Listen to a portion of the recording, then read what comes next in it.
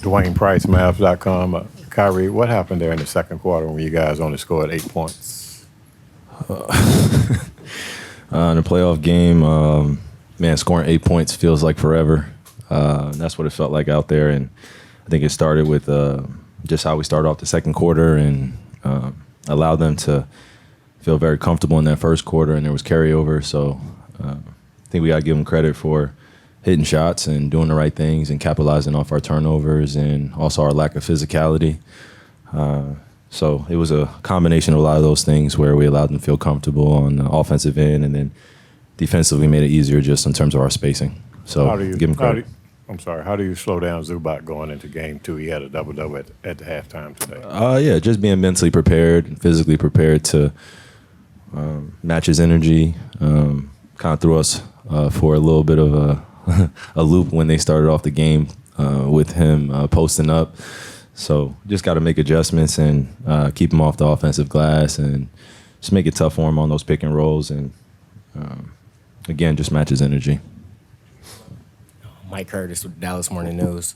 Obviously a week between games and even longer for you and Luka. Just how much did the long layoff kind of play into the first half, just offensive level?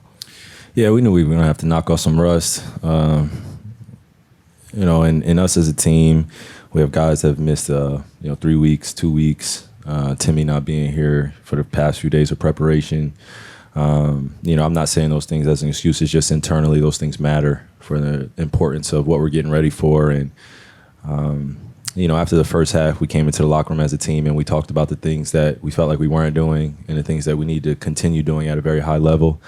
But it really centered around the foundational point of talking about physicality and this being the playoffs. A lot of guys aren't used to being here. A few young guys aren't used to being here, so they don't know what they can get away with and what the refs are going to call. So I think this was a great first test for us, and we obviously failed, and we came out with a loss. But I think there are some things we can take into game two as strengths that we can continue to push forward and utilize, and just not overthink it. Again, I talked about this a few weeks back. Just it's a series, not a time to lose confidence. We know our guys. Some of my teammates are going to shoot better going into game two. And we just want to continue to feed them confidence and see where we can control what we can control, and then stop them on the offensive end.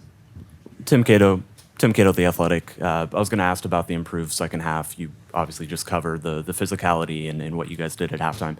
How much of it was adjustments and just kind of tweaks to some of the things that you guys brought into the first half? And how does that change a series for game one for some adjustments already to be thrown out there? Ask that one more time, bro. You asked a lot. So if you could just simplify the question for me. I know we got our guy over here at NBA PR. Just don't feel the pressure, man. Just ask your question. Come on, man. How much was the improved play based off some adjustments you guys made? Oh, okay, I appreciate that. And then how much was, how much does that change the rest of the series? Because we all know series, there's adjustments happening all the time. Yeah. I think there was a settling in process, a grounding process, and I think that's what I was referring to into the last question. Just a few very young guys, including myself, just settling into our game plan, trusting it. They don't have Kawhi right now, so that was a bit of an adjustment for us when they came out the gates, and they were playing. I would say James and Paul just playing very free, very loose. Knew they were going to get a lot of attempts up tonight. So when you have that when you're going against that type of kind of loose play and that confidence that they exude, you got to really just settle into what the overall game plan is and execute that. And I don't think that we came out very flat or without energy. I just think that our mind was all over the place. It's our first playoff game together. Got to settle in. And once we did that in the second half, then I felt like we put some stops together. We got some great offensive possessions, and our confidence started to get a little higher. And you can see that we were starting to look like the Dallas Mavericks we know ourselves to be. So it's a first game of a long series, and excited to see what happens game two. Hey, Kyrie, this is from media from China, Jibo. So we want to know that in the summer, would you have any plans for China trip or any details on that? Yeah, I'm not focused on that right now, but yeah, there is something that I'm thinking about in terms of later in the summer going to China. Tim McMahon, ESPN. You mentioned Kawhi. Obviously, you find out like an hour and 45 before the game he's not playing. What is that adjustment process like, and is there kind of a natural psychological letdown, when they don't have, the face of their franchise? I don't know if it's a do you mean to say it's like a let down or It's just just a like- psychological kind of test and stuff like that? Okay. Right. Yeah, no, it is a psychological game. We're playing chess, we're playing a high level, combative game, competitive game. So when someone like Kawhi, who has a huge presence for their team, does a lot offensively and defensively, isn't playing, then there is a bit of an adjustment period mentally that you got to get ready, because that means that other guys have to step up. And I think we saw that tonight. Guys were making shots, hitting threes, even though their percentages don't necessarily reflect them shooting a high percentage. So we got to tip off our hat for them coming out and hitting us in the mouth in the first 2 quarters and taking care of home court and playing off the crowd and the excitement, and us being, unprepared for the physicality in the first 12 minutes. And then, after that, we settled ourselves and we got ourselves in the ball game, and we saw some positive things that we can carry over. But I think I have to agree with you. Psychologically, it was definitely a different mindset going in once we knew that Kawhi wasn't playing. And again, as a mature pro, you just got to be ready to adjust and adapt. That's what this game is about. Hey, Kyrie, what are some of those positives that you can take away from this game? Going into the second half, I think we really challenged them. We outscored them in the second half. We got stops. And also, some tendencies we saw from guys on their team, that they were really going opposite and really challenging us to guard their different looks. So the first half, I think they had a few plays that we just weren't prepared for, and we got to take that accountability. But in the second half, I feel like once we picked up the physicality and we started demanding that greatness out of ourselves and stopped being afraid of the moment and started settling into what we're in. It's a war out there in the playoffs, metaphorically speaking, of course. So we got to enjoy it and have fun, but at the same time, bring it to these guys. Going against some Hall of Famers, so they're not going to make it easy. I don't even know if we're the favorite in this series, so we just got to really pay attention to what we can control.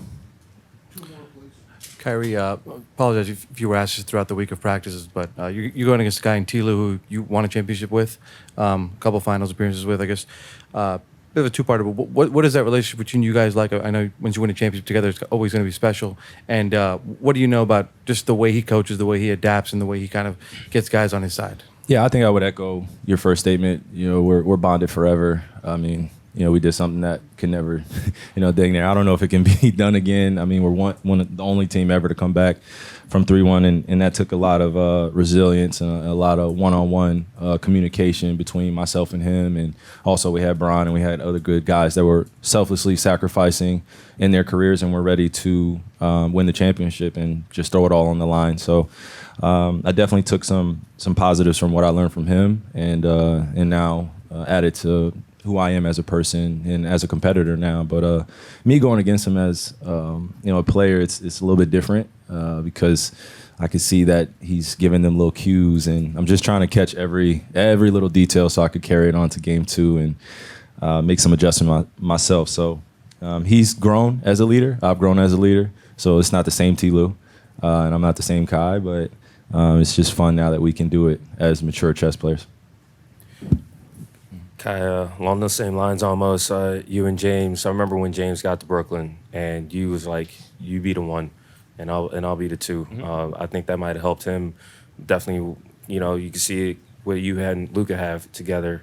How does that kind of help you go through this playoff series when you guys, for the first time since y'all were teammates, are going up against each other in a playoff series, you and James? Yeah, well, to answer your first part, I think the true testament of greatness is being able to adapt with other great players and not lose your identity, and not fall into the victimization of external distractions and people telling you what you should be and how you should play.